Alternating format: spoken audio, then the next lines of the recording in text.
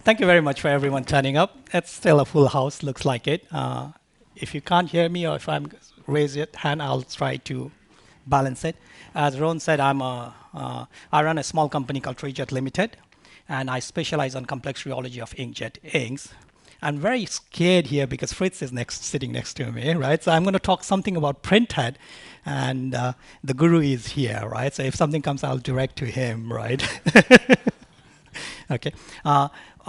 Normally, with as usual as anything, I don't prepare my presentations early. I just present on the day. So because I do modification to talks, based on what I discuss with quite a lot of people here, I had to modify some of the talks. So I will also put a brief background on the Printhead and all that because I thought it is important where the energy is coming from. Yeah. So we'll go through that, and then if it's very trivial, Fritz, kill me, right? I'll hide it, right? Okay. Just to give you a background, it's a very small inkjet consulting company. I come from both academic and industrial world. I was with ZAR before, designing printed rheology and all that. And with IARC, with Ronan's Inkjet Research Center, we were the first people who set up the Inkjet Research Center team. And so I have still got academic affiliations. I do a lot around academic projects. But mostly I nowadays do is I develop rheological tools, bespoke rheological tools. So one you see here is a high frequency. We also develop, and it all goes by the name Tri. So this is a Tri Master, if you haven't heard of it. And that's a filament stretching rheometer. This is a TripAV, what you see it. And these are designed to suit specific inkjet application requirement. This came as a part of the development when we were running the Inkjet Research Center, meeting the requirements of the industry. Okay, so I'll come into that more details. These are mostly the things I do nowadays. I do complex rheology characterization of inks, mostly. We develop inks. I now do a lot of work is converting the analog industry into digital. They have the enamel pens and all that, and they say, can I print it? So we look at we convert them into it. And mostly we run courses. I run rheological courses at iPrint Institute. Okay, so Fritz, you're going to kill me on that, but because I thought it's very important where you generate. So when we talk about, we take an example of drop in demand, and in the drop in demand, how does the energy gets converted, right? We say it's a piezo driven. So what are you doing with the piezo and how you generate? And because this then comes with what are the defects you start getting it. Okay, so this is my layman view of the Printhead. This is what's the requirement of the client is. You have an in-flight target, right? You have a drop size, velocity, print frequency, directionality, and all that. And then you have a printed, choice of printed, whatever you have chosen the printed. And all I know is I need to have some energy generated inside the printed where this bit is a liquid here. I need to push it, right? And way we do it, we apply a waveform or some sort of it. It generates the pressure fluctuation, right? And the pressure delta P, you start with the negative delta P, and somehow you come up with a positive delta P so that the fluid is ejected out of the nozzle, right? And how do you do that? There are GIS and others, the drive electronics guys, waveform, and maybe DD derived parts. You apply something like electronics here, which I call it a black box, okay? So what you do, roughly look at it, you have the drive profile, which is the waveform you generate. And then you have drive electronics, electrical. So the input energy is electrical energy, right? So you put it on a drop-in piezo. And if it's a drop-in demand piezo, you have some sort of actuation. You apply a shock, which vibrates your piezo. Am I okay? Still okay? Okay. So you do actuator. So basically what you have now converted, you have converted electrical into some sort of a mechanical displacement, which is in the case of piezo, it's a very short, small displacement. That's why you use it for. And what does that energy get converted into, right? It's a shock you're creating it. So it somehow generates a total energy because of what electric. And this energy gets converted into different forms of it, right? So what I call it is the white one is the one I wanted it, right? The red is, depending on if it's a thermal, you may want the red one, right? So what you do, you get a physical displacement of the piezo, which creates the oscillation, the wave propagates. And because of that, because of the restrictors and all that, you get the acoustic. So you use a harness the acoustic energy part of it, right? But piezos are the bloody bad pump, right?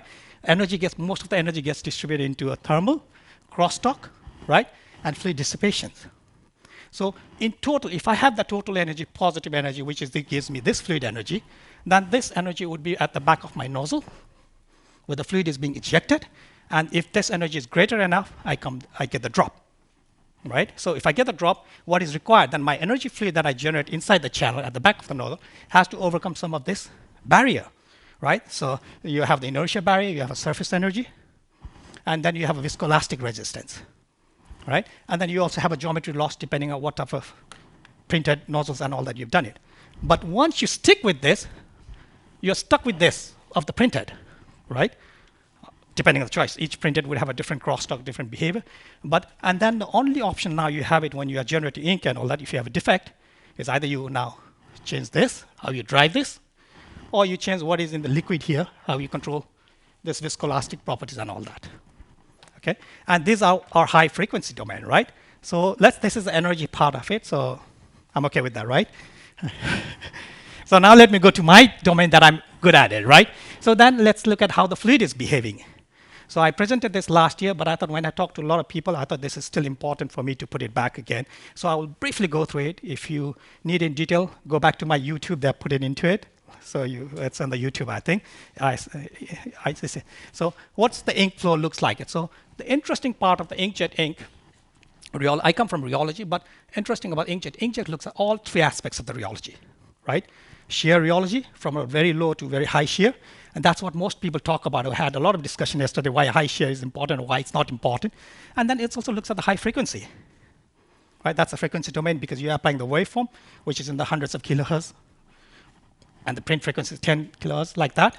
And then you also go to extensional because you're stretching the fluid, right? So inkjet is only industry application where you have to match all three requirements. So coming to that, generally you have an ink from the bottle. I would put it in ink supply system, which keep a gravity fed, or you could have a complex like the memjets, or this is the DDT engineering ones. And you can have a different types of ink flow system, right? Ink supply system.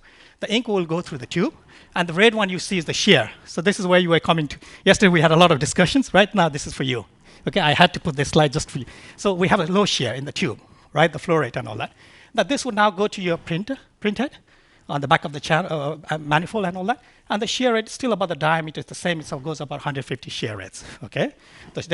And then it will go to your channel, and if it's end shooter, it will sit there, so there's a zero flow, right? If it's a side through flow like the ZAR head, then because the geometry in the channel is about 70 micron, the shear rate suddenly shoots to 10,000, okay?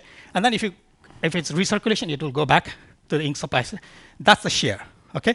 Now then people talk about high shear. Where does the high shear comes into account, right? Now if I want to drive this, there's a piezo here. I'll apply the waveform, and then my pulse width, depending on 6, 10 microsecond, whatever you call it, hundreds of to 200 kilohertz, right? Because I generate that, that's the high frequency. Everything is exciting things happening it here, right? Because of that, and the energy flow that I showed you before, conversion, you have enough energy at the back of the nozzle after you fine-tune the waveform. Your fluid will come out, right? And when the fluid comes out, you have an extensional viscosity.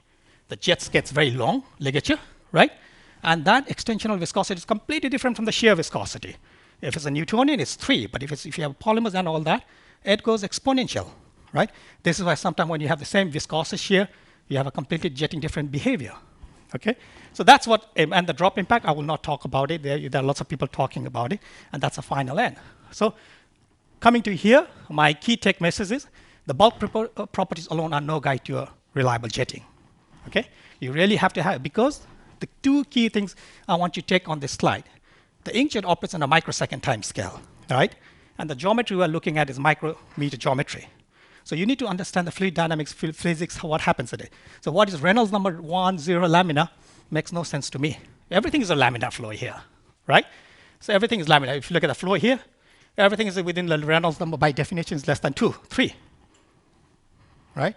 Because your diameter is so small, so dV rho, d is so small, everything becomes. So the bulk Reynolds number concept for me doesn't hold in thing, okay?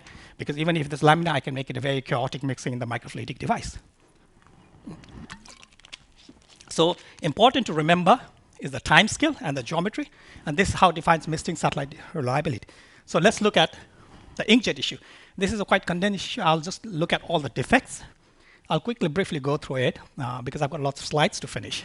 So what is when you ask the ink formulator, what are the requirements? You have the substrate requirement, and that defines only governed by how it interacts with the substrate when you make it, and the surface tension becomes quite dominant in somehow you weight it and all that, you treat it. And then you have a viscosity.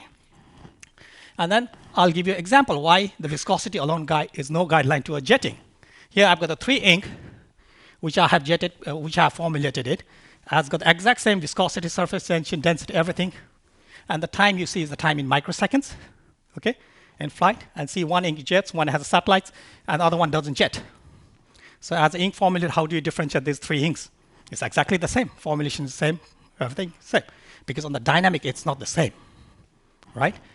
So, and then you apply all this on a certain numbers, dimension number to see if it fits. It's all the same. It doesn't jet it. Then how you come with the satellite misting reliability, right? So let's look at other defects. Batch to batch variation, you'd get it. How do you differentiate that batch to batch? Because your bulk property, you've already controlled the same, formulation almost the same. And you have a, then how you do it, you start looking at a drop watcher to optimize your waveform, and Cruise is now giving in the other track, looking at the drop watcher, right? How to optimize. I will now optimize using the fluid rheology. Okay, so there's the pressure variation, and can you play this video, please?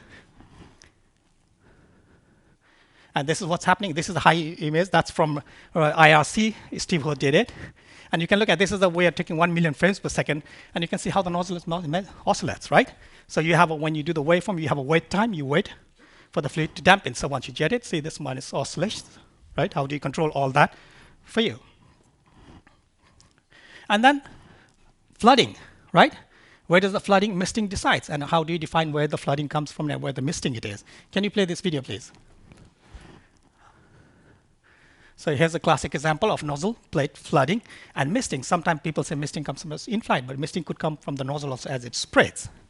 So misting doesn't have to be small drops, right? Misting is, for me, is the drop that doesn't follow the direction. It's everywhere, it spreads, right? It could be a function of, because as the client who uses it, all he sees that then it's all the inks are everywhere, right? He doesn't see whether it's come from a micro, nano drops, or big drops. And then you see here, see, the nozzle plates flooding and all that to go for it. Can you play the other video, please?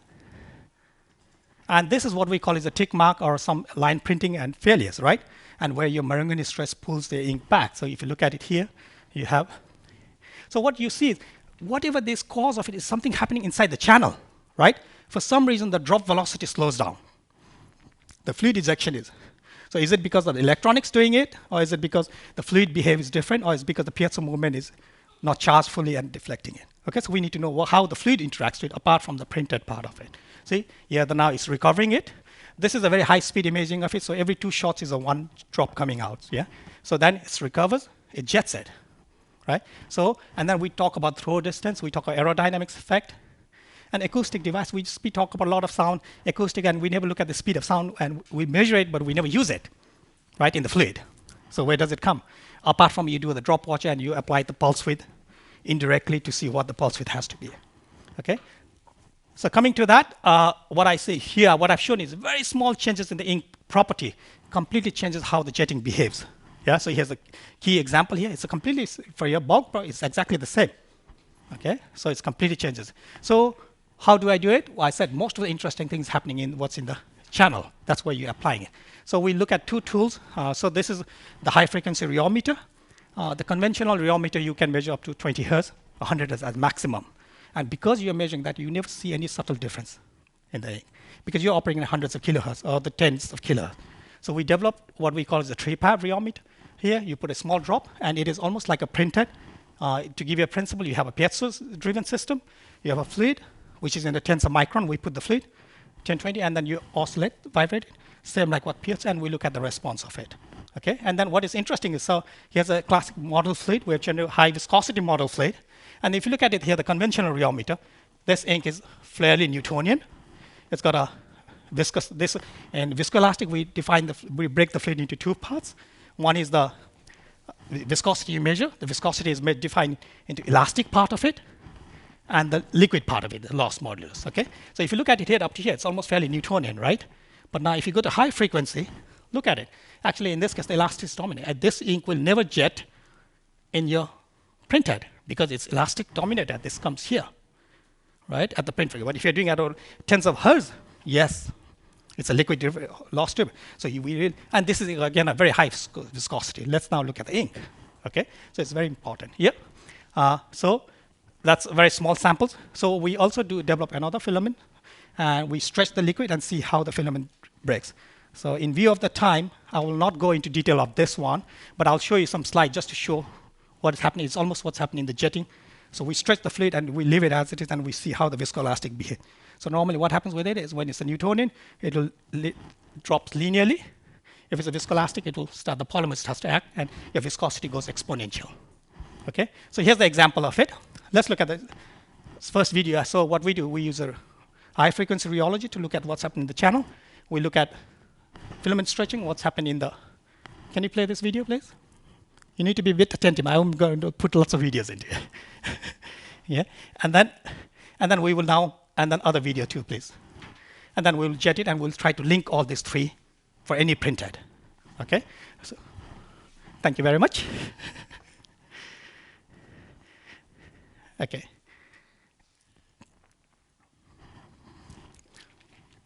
So let's see how we do that. Yeah. So here's the example that, again, the same fluid I showed you. In this case, I made the fluid even Newtonian all the way to a high frequency. Okay. But now I showed you the same video I showed you before. That's how it looks like jetting. Right. This is a ZAR printed.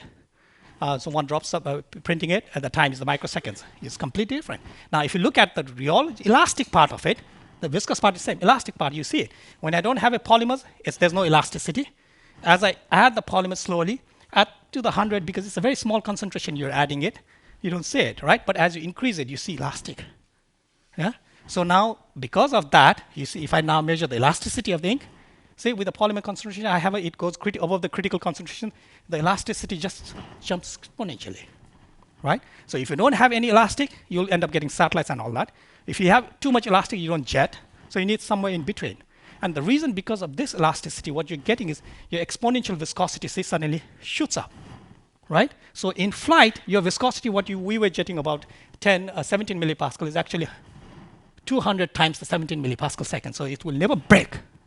And that's why you get this yo-yo effect coming out, and it goes back. Okay? But how do you define it? So the only way we can do it is using the to high frequency. So the reason I showed this is just to back it up, see how the extensional viscosity behaves. So these are breaking here, it never breaks it. And that's what happens in flight. So another example, we can even look at any commercial inks. Here's an example of a ceramic ink, the Good and Bad. If you look at the viscosity, this two ink is identical, right?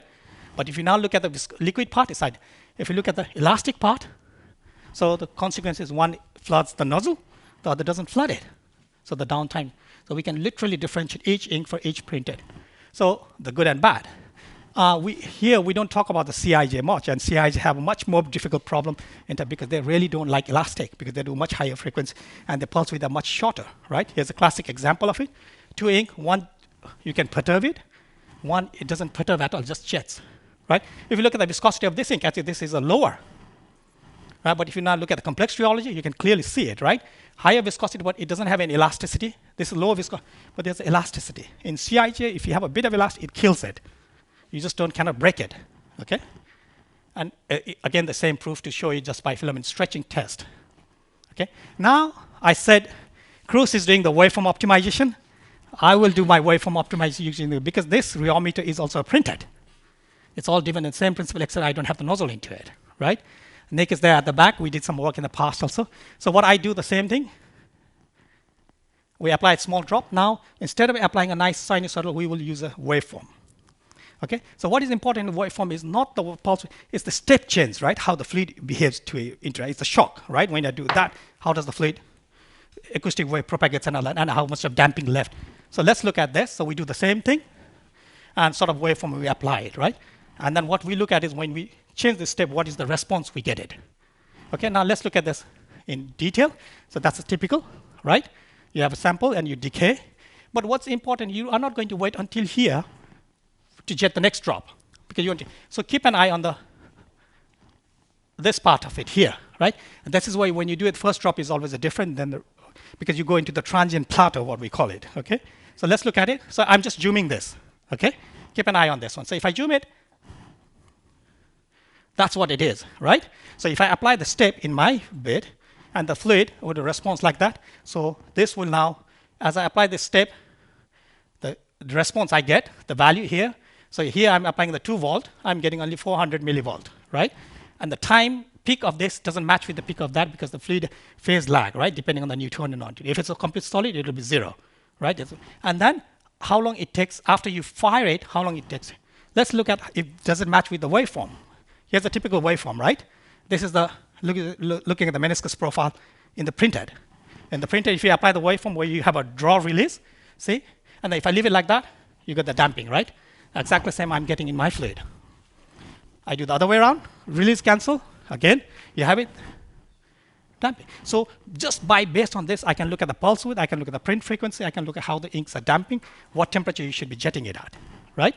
Because this damping comes from this meniscus. Yeah, look at this. This is some from one of your papers I borrowed it. So this is a waveform, retraction, peak, damping, right? I have a peak, damping. I get all your waveform information from that. So let's look at how we did it, right? So let's give you some example. So from the peak amplitude, if I just measure the peak, I can look at the viscosity related of the ink, right? How much of the energy goes at the back of my nozzle, which gives me the jetting, right? If I now look at the time to peak, it tells me about the pulse width, because that's the speed of sound, how it reflects it back. Okay, so I get now pulse width. Then if I look at the transient relaxation time, it tells me how long I have to wait before I drop. So in your waveform here, classic waveform here is a rise time there, fall time, and then you have a wait time here, right, before you fire the next.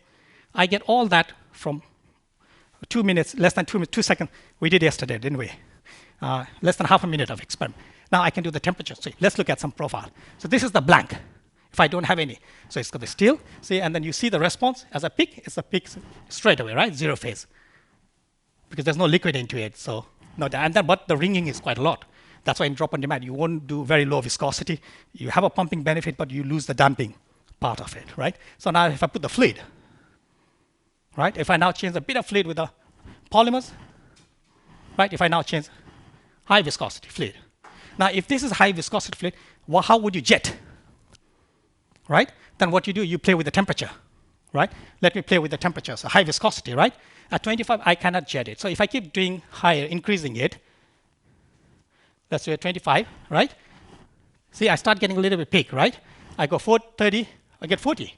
And it seems to now I get a nice peak and a nice damping. But then you become greedy, right? And so I go 50. So I go 50. Does it benefit? It didn't benefit in terms of a peak, let's say 40, 50.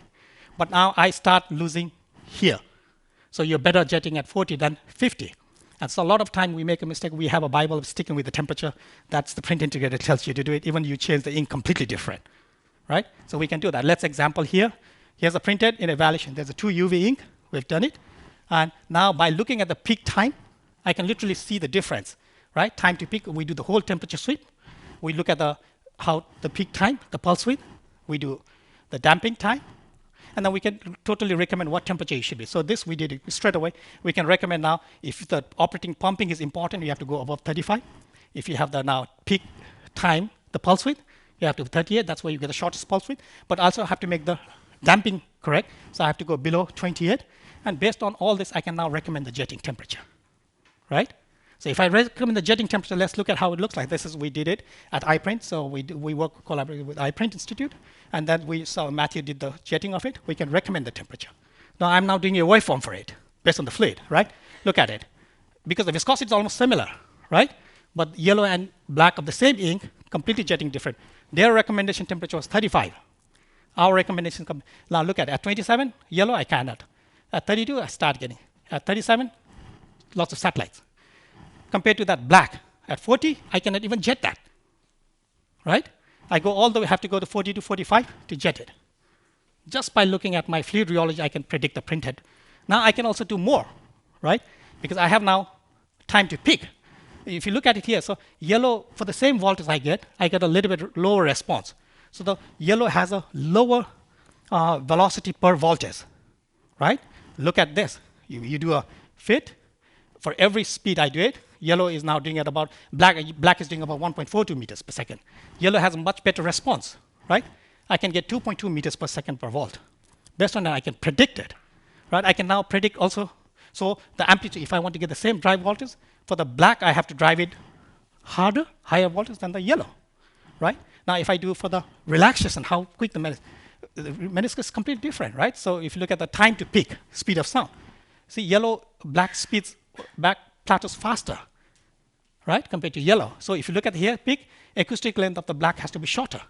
So I get all the peak at about 3 microseconds here, right? Now if I look this with yellow, I need longer, right? See, we get all at 3, I don't get a peak. I need to go to 3.5. So I'm now doing the waveform for it. Okay, now let's look at, so my pulse width of the black is shorter than the yellow, right? The drive voltage of my black has to be higher than the yellow. Now again, let's look at the relaxation time, how long I have to wait. It tells me that black I can wait shorter, so I can print frequencies higher. So black, the wait time has to be shorter than the yellow. We can literally predict all that. Okay, so I can do another example. Now, if you know all this knowledge, what are you going to use? So here's the ink, we do it from the formulation. So here's the ink, we have a response, right? Now, if I want to make this plateau, I need to add additives and all that to dampen it. If I dampen it, that's a peak response. Now let me modify the ink. So as soon as I add some additive, I now balance this, but I now pay a bit of price here. See the pulse width now, this is the pulse width. Now because I added it's more elastic, it stores bit, the pulse width is slightly wider, but overall I benefit. So this is a very powerful tool to do the waveform optimization, fluid characters, and batch variation and all that, okay? So finally, this is what my take-home message is. Remember, Inkjet operates in a microsecond time scales and micrometer. If you get that in mind, then all the property, you need to measure closer to that system. Okay, and I pretty much summarize my talk. I think I'm right on time.